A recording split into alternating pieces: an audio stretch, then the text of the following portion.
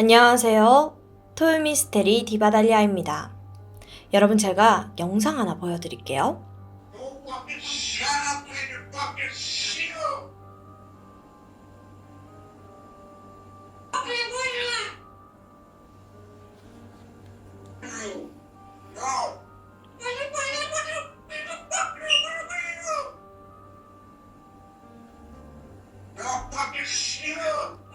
어떻게 보셨나요? 물론 한국말이 아니라서 제대로 들리지 않을 수도 있는데요. 얼핏 봐서는 남자 목소리로 누군가를 흉내내는 것 같기도 하고, 같은 단어를 반복해서 말하는 것 같기도 하죠. 사실 이 영상은 미국에서 벌어진 한 살인 사건을 앵무새가 재현한 영상입니다. 어떤 사건인지 오늘의 이야기 바로 시작해 볼게요. 미국의 미시간주에 사는 마틴과 글레나는 고등학교 때 친구들 모임에서 사촌의 소개로 알게 되었습니다. 둘은 통하는 게 많아서 사귀게 되었지만 서로 오해가 쌓여서 헤어지게 됐는데요. 이 두 사람은 훗날 그들의 운명이 얼마나 서로를 올가매고 있는지 그때는 알지 못했죠. 어쨌든 글레나는 자신보다 5살 많은 남자와 결혼을 해서 2명의 자녀를 낳았고요. 마틴도 크리스티나라는 여성과 결혼해 3명의 자녀를 낳고 평범하게 가정을 꾸리면서 살고 있었어요. 1995년 마틴은 일을 마치고 차를 운전해 퇴근해 가고 있었는데 교차로에서 트럭에 받치는 사고가 발생합니다.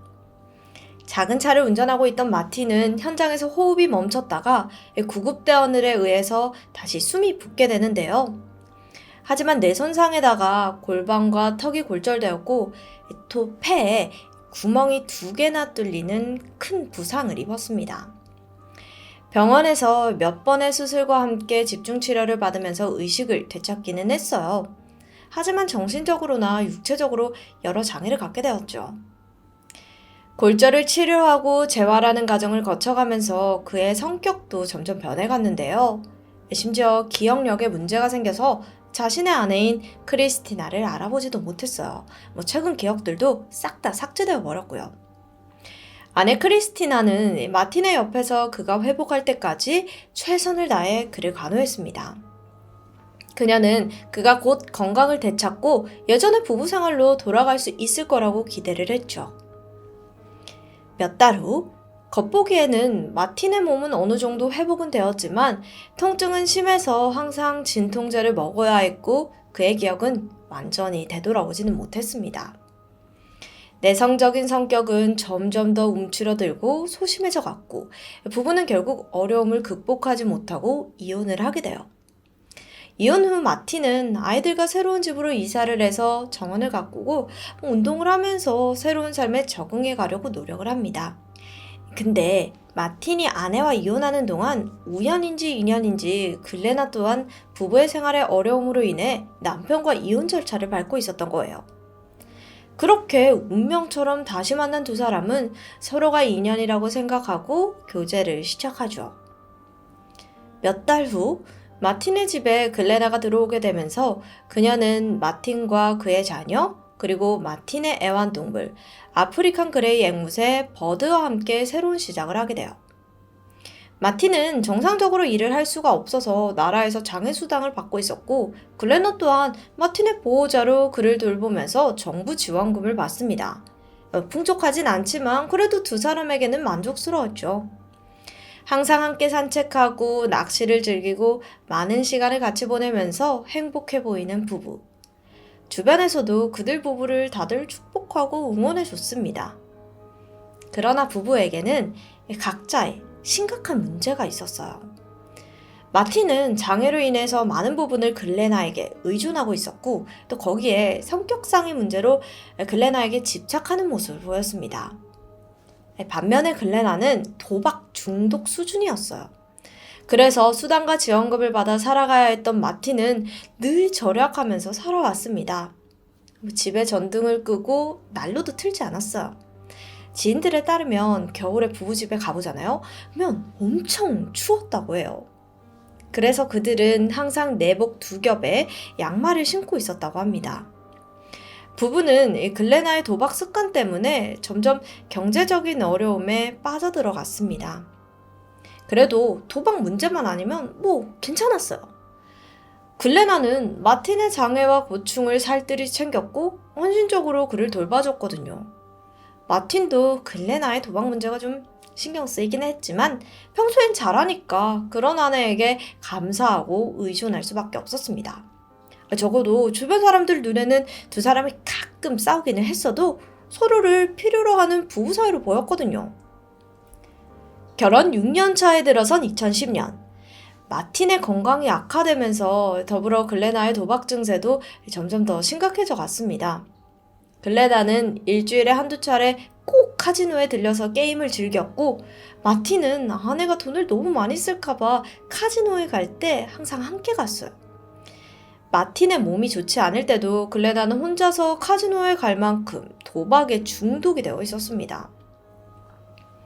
2015년 초 마틴은 한 통의 편지를 받게 되는데 이게 차 할부금이 연체가 되어서 차를 회수해 가겠다는 내용이었습니다. 그는 글레나가 차 할부금 내지 않고 그 돈으로 이 도박을 했다고 생각을 했어요. 글레나는 아이 그런 거 아니다. 이거 차고다 하면서 자신이 꼭 해결하겠다고 하는 거예요. 그래서 마틴은 그녀를 믿었죠. 하지만 몇 달 후 이번에는 은행에서 연락이 옵니다.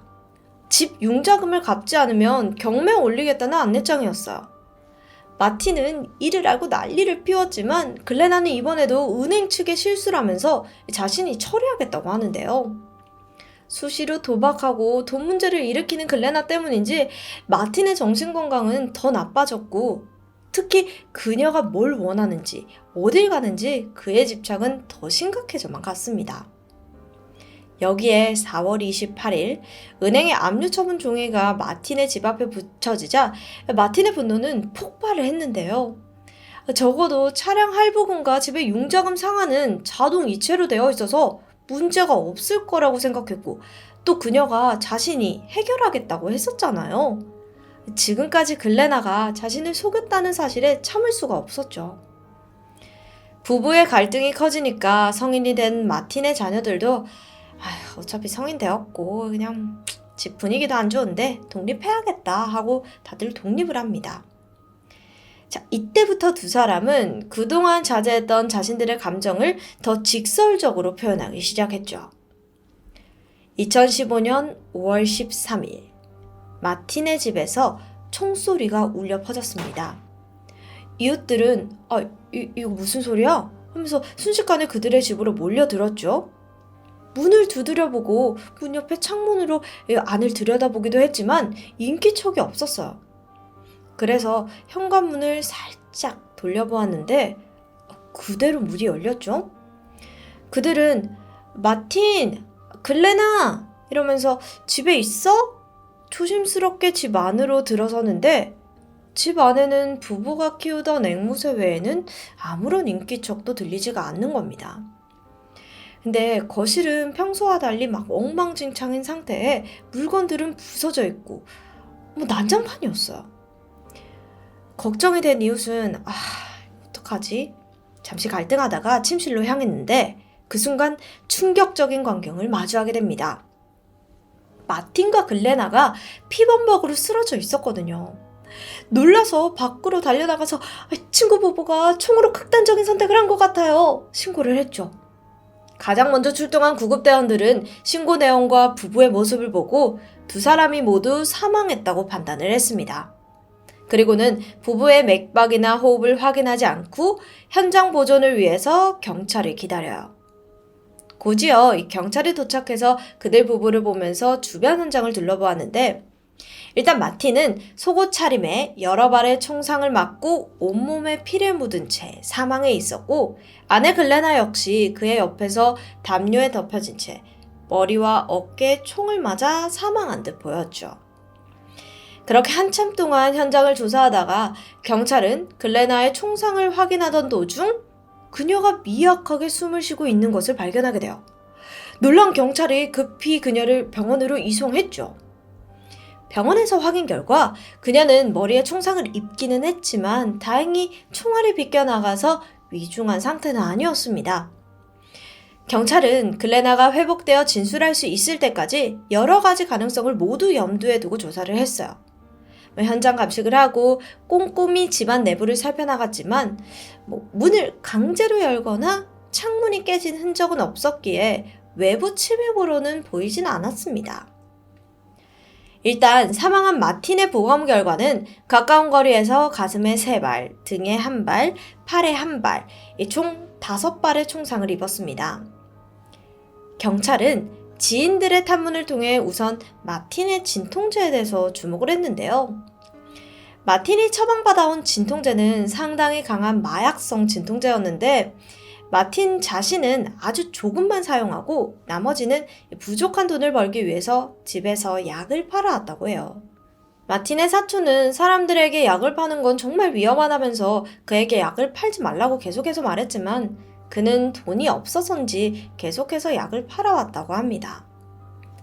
경찰은 강제로 외부 침입의 흔적이 없으니 혹시 누군가가 약을 사러 왔다가 그들을 살해하고 약만 탈취해간 게 아닐까도 추정을 했죠. 이틀 후 경찰의 현장 조사가 끝나자 마틴의 자식들은 경찰의 승인하에 아버지의 집에 들어가 보는데 이게 아무리 생각해도 아버지의 갑작스러운 수금이 도저히 이해가 되지 않는 거예요. 정말 강도나 약을 사러 온 불량배의 소행인가 싶었지만 아버지는 소심해서 다른 사람들에게 해코지를 하거나 문제를 일으킨 적이 단 한 번도 없었거든요. 그래서 자식들은 새엄마가 의심스러웠습니다. 아버지와 새엄마의 사이가 좋지 않았고 새엄마는 돈 문제만 나오면 항상 화를 내고 농담처럼 아버지를 죽여버리겠다고 말해왔었기도 했었거든요.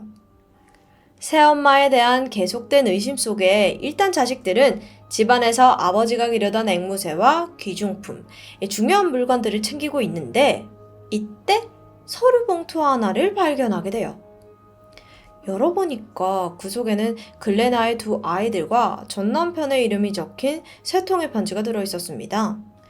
내용을 확인해보니 얘들아, 엄마가 잘해주지 못해서 미안해 하는 후회와 전 남편에게 아이들을 잘 부탁한다는 내용이었어요. 명백히 이건 유서처럼 보였고 가족들은 글레나가 마틴을 죽이고 자신도 극단적인 선택을 한 거라고 판단을 했죠. 편지를 넘겨받은 경찰은 이 사건을 강도나 외부인의 소행이 아닌 글레나에 의한 배우자 살인 사건으로 전환했습니다. 일단 가족들로부터 글레나의 도박 문제가 사건의 원인이라는 증언을 토대로 경찰은 부부의 재정 상태부터 조사를 했어요. 부부는 은행에 매달 내야 할 97만 원의 융자금을 1년 동안 연체했기 때문에 사고 다음 날인 5월 14일 날 집에 대한 경매가 예정되어 있었더라고요. 그리고 그들의 은행 계좌에는 총 300달러가 남아 있었고 집에는 200달러 정도의 현찰밖에 남지 않았습니다. 글레나는 딸의 의료 비용도 지불하지 못했고 채권 추심 회사로부터 이를 독촉받고 있었어요. 돈 때문인지 글레나는 평소 먹던 우울증 약마저 사 먹지 않고 있었죠. 또한 그녀의 휴대폰에는 사건에 사용된 것과 같은 종류의 루거 피스톨을 검색했다는 기록이 발견됩니다. 이 루거 피스톨이 총이에요. 경찰은 글레나가 어느 정도 회복이 되자 그녀에게 도대체 무슨 일이 있었냐? 집에서 발견된 이 편지들은 뭐고 총은 왜 검색했냐? 이렇게 물었죠. 하지만 글레나는 사건의 충격 때문인지 난 아무것도 기억이 나지 않는다고 답했어요. 집에 누가 들어왔는지 왜 총을 쐈는지 전혀 모르겠다고요. 자신은 핸드폰으로 총기 검색을 하지도 않았고 휴대폰은 전화와 온라인 게임을 할 때만 사용한다고 답했습니다. 그리고 남편은 나의 전부고 나는 남편을 죽이지 않았다. 차라리 이혼하고 그를 떠났으면 됐지. 내가 뭐하러 남편을 죽이겠냐고 했죠. 우선 경찰이 확보한 증거는 이렇습니다. 2 사람이 자주 싸웠다는 것, 글레나의 도박 문제로 인해 2 부부가 파산할 지경이라는 것, 글레나가 마틴을 자주 죽여버리겠다고 농담한 것, 추가로는 유서로 보이는 편지와 총기로 검색한 기록, 이렇게인데 근데 이걸로는 사실 그녀를 살인 혐의로 체포할 증거가 좀 부족해요. 경찰은 글레나에 대한 의심을 거두진 않았지만 더 이상 수사의 진전은 없었습니다. 그렇게 수개월의 시간이 흘러갔고 마틴의 앵무새를 데리고 갔던 그의 전처 크리스티나는 앵무새가 밤마다 뭔가 크게 소리를 내는 것에 주목을 하게 돼요. 처음에는 주인이 보이지 않고 좀 낯선 환경이라서 스트레스 받아서 그런가 보다 생각을 했지만 그게 아닌 것 같은 거죠. 매일 밤마다 새장 안에서 이리저리 날아다니면서 두 목소리로 싸우는 듯이 같은 소리를 내는 겁니다. 크리스티나의 이야기를 들은 다른 가족들과 친구들은 앵무새가 같은 소리를 반복적으로 낸다고 생각을 했죠. 그래서 크리스티나는 영상을 찍어서 그 소리를 자세하게 들어보았는데 분명히 Fucking shut up. Don't fucking shoot. 이라는 소리가 계속해서 들리는 거죠. 그래서 가족들은 사고가 있던 밤 마틴과 글레나의 대화를 앵무새가 보고 따라하는 거라고 판단했습니다.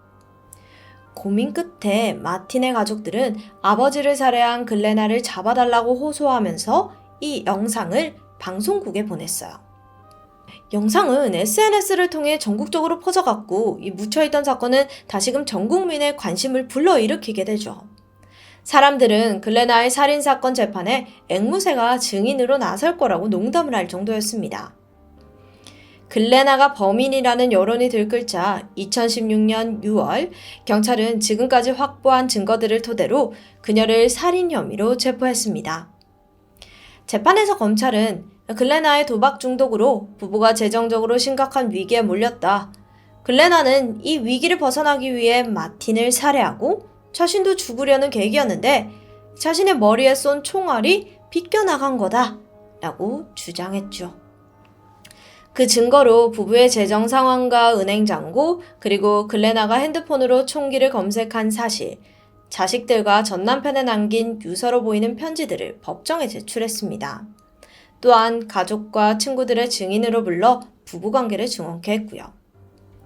검찰은 이와 함께 앵무새 영상을 법정에서 증거로 사용할까도 생각을 했지만 앵무새가 TV를 보고 따라한 것이라든지 혹은 가족들이 일부러 앵무새에게 그런 말을 가르쳤을 거다라는 반론이 나올 수도 있다는 판단 하에 증거로 제시하지는 않았습니다. 글레나는 끝까지 사건의 충격 때문에 난 아무것도 기억이 나지 않는다. 남편은 나의 전부고 자신은 남편을 죽이지 않았다고 주장을 했어요.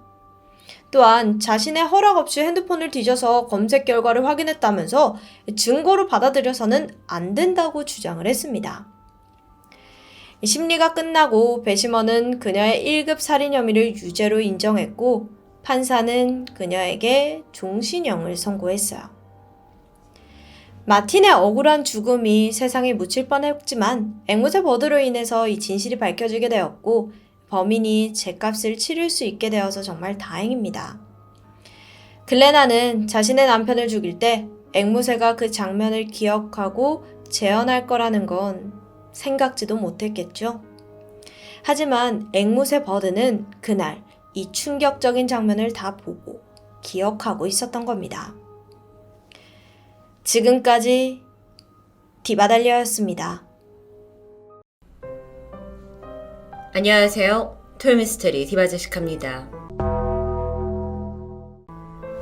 1985년 일본 나고야의 외딴 집에서 혼자 살던 여성이 숨진 채 발견됩니다. 내부엔 누군가가 침입한 흔적이 선명히 남아있었죠. TV와 여러 가전제품들은 마구잡이로 내동댕이 쳐 있었고 옷가지 또한 어지럽게 흐트러져 있습니다. 하지만 문제는 이 침입자의 신원을 확인할 만한 지문이나 족적 같은 결정적인 증거가 남아있지 않았다는 건데요. 그녀가 살던 동네가 워낙 외진 곳이었기 때문에 누군가가 집에 들어가는 걸 본 목격자조차 없었습니다. 그렇게 사건은 점점 미궁으로 빠져갑니다. 조사를 이어가던 경찰은 다행히 범행 추정 시각, 이 집에 왔을 가능성이 높은 인물 몇 명을 겨우 찾았고 용의선상에 올려놓게 되는데 문제는 이렇다 할 증거가 없다는 거였죠. 이 용의자들 또한 알리바이를 대면서 강하게 범죄 사실을 부인했기 때문에 아주 난처한 상황입니다. 목격자 단 한 명 없이 또 다른 미제 사건으로 남을 뻔한 이 위기 속에서 극적으로 살인의 시작부터 끝까지 모든 것을 지켜본 그 존재가 드러납니다. 그것은 아주 예상치 못한 것이었죠. 바로 이 집에서 피해자가 키우고 있던 선인장. 황당한 소리처럼 들릴 수 있겠지만 사건을 담당했던 형사는 이 선인장을 통해 진범을 찾아낼 수 있다고 주장합니다. 도대체 이게 어떻게 가능한 일일까요? 선인장에 카메라를 달아놓은 것도 아닐 텐데요. 그런데 여러분, 식물에도 감정이 있다라는 말을 들어보신 적 있으실까요? 사실 과학계에서는 오래전부터 식물이 인지 능력과 함께 감정을 가진다라는 가설에 끊임없이 찬반양론이 존재했습니다. 이 주장이 최초로 등장한 것은 지금으로부터 55년 전인 1966년 미국 클리브 백스터 박사로부터 시작합니다. 놀랍게도 그는 식물학자가 아닌 CIA 거짓말 탐지기 전문가였는데요. 우선 사람은 거짓말을 하면 자기도 모르게 혈압, 심장박동, 호흡 등에서 변화가 일어납니다. 그리고 이 거짓말 탐지기의 원리는 인체에 아주 약한 전류를 흘려보내면서 질문에 따라 신체가 나타내는 미세한 변화를 그래프로 감지하는 장치죠. CIA 출신 백스터 박사는 인간의 감정에 따라 그래프가 어떤 모양으로 변하는지 전문적으로 연구하던 사람 중 한 명입니다. 그가 평소처럼 연구에 몰두하던 어느 날 무심결에 책상 위에 놓인 화분에 눈길을 주게 되는데요. 우리가 흔히 행운목이라 부르는 식물이었습니다. 그런데 물 줄 때가 돼 보였습니다. 그렇게 화분을 멍하니 보던 그는 문득 혹시 잎사귀에 거짓말 탐지기를 갖다 대면 어떤 일이 생길까라는 다소 황당한 발상을 떠올랐고요. 별다른 기대 없이 재미삼아 기계를 연결하게 되는데 이때 예상치 못한 그래프 모양이 등장합니다. 바늘이 상하로 촘촘하게 흔들리는 이런 톱니이빨과 같은 형태였어요. 이건 인간에게서 보이는 반응과 아주 유사했습니다. 사진 속 그래프를 보시면 왼쪽이 식물에게 나타난 반응이고 오른쪽이 인간에게 보이는 반응입니다. 굉장히 흡사하죠. 이 작은 발견을 시작으로 그는 본격적으로 여러 실험을 감행합니다. 그가 제일 먼저 세운 하나의 가설은 위협적인 상황이 오면 식물도 인간처럼 어떤 반응을 보인다 였는데요. 박사는 잎사귀에 거짓말 감지기를 연결한 채 여러 자극을 주면서 실험을 이어갑니다. 우선 그는 잎사귀에 뜨거운 커피를 적셨죠. 그때의 그래프를 보시면 1번 그래프 모양이 보여주듯 별다른 반응이 없었습니다. 오히려 바늘이 약간 떨어지는 듯한 모습도 보였죠. 사람의 경우 이런 추세는 피로나 권태를 나타낸다고 합니다. 조금 시간이 지나고 그는 이번에 잎사귀를 태워보기로 합니다. 그걸 아직 시행한 건 아니고 잎사귀가 타오르는 이미지를 머릿속에 떠올리게 되는데 이때 놀라운 일이 발생해요.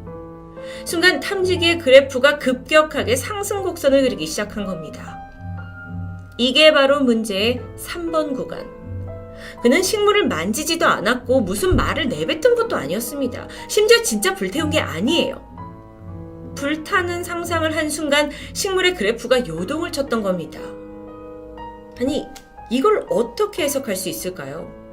혹시 식물이 가까워 주변에 있는 인간의 감정을 전달받을 수 있다는 걸까요? 그는 또 다른 실험을 진행했습니다. 이번엔 학생 한 명을 데려다 놓고 태어난 해를 묻는 질문을 하면서 7개의 다른 연도를 제시했죠. 그러니까 1990년생이세요? 91년생이세요? 92년생이세요? 이런 식으로요. 그중 하나는 이 학생이 진짜 태어난 해였지만 백스터 박사는 학생에게 내가 묻는 7개의 연도 모두에 아니요라고 말하라고 지시합니다.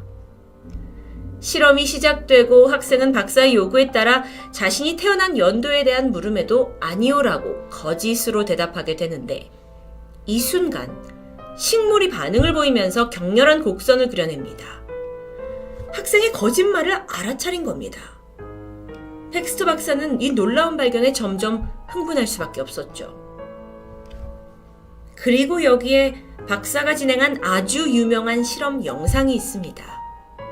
이 실험은 식물이 주변에서 일어나는 생명체의 죽음을 알아차리고 반응할 수 있는가에 대한 가설을 증명하기 위해 진행됐는데요. 우선 박사가 물이 자동적으로 끓을 수 있는 장치와 함께 그 위에 작은 새우들이 헤엄치는 컵을 설치했고 어느 순간 그 컵이 뒤집어지면서 뜨거운 물에 새우가 빠지면서 죽음을 맞이하는 이런 장치를 설계했습니다. 영상으로 확인하시죠. 새우가 컵 안에 살아 있습니다. 탐지기가 연결이 되어 있고요. 그리고 나서 시간이 지나면서 물에 떨어지게 되죠. 이 순간